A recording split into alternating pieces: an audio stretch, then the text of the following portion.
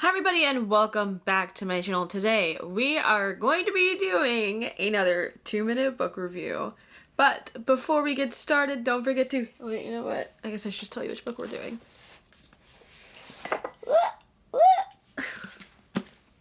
On Sarah Jane. You know what? This sticker, I hate that bookshops put stickers on these covers. Like, disruptive. So disruptive. I got it though. I got it. Of House of Earth and Blood, even though I keep calling it Crescent City. House of Earth and Blood, the Crescent City series by Sarah J. Maas. But before we get started, don't forget to hit that subscribe button down below. Hit that bell notification button so you never miss anything.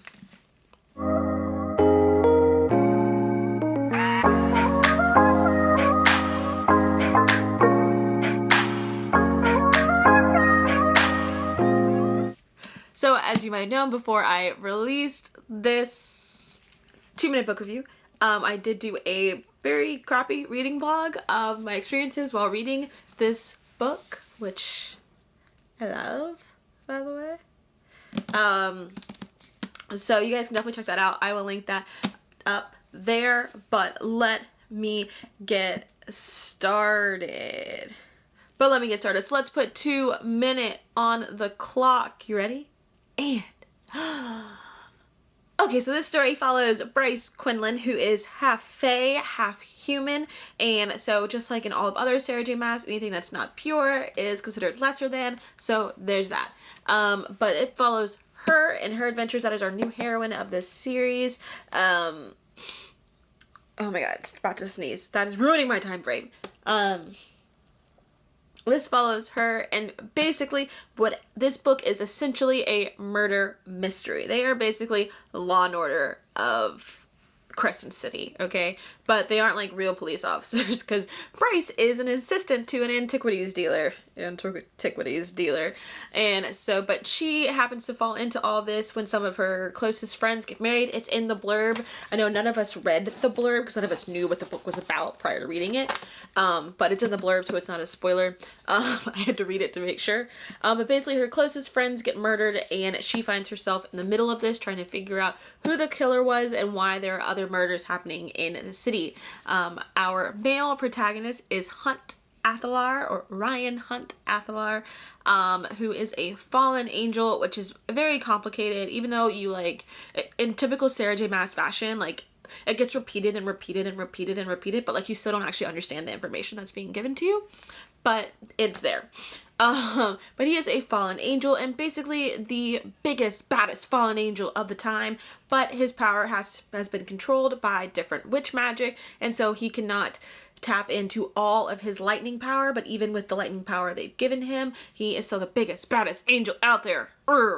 And so, obviously, Sarah J. Maas, of course, Bryce and Hunt get paired together, and of course, you know, it starts off as an enemy, so it's basically an enemies to lovers.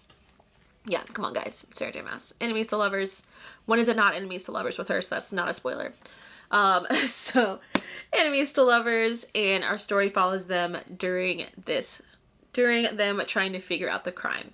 So, that's basically the plot. I know, seems simple, but hey. Anyway, I really enjoyed this book. I liked it a lot.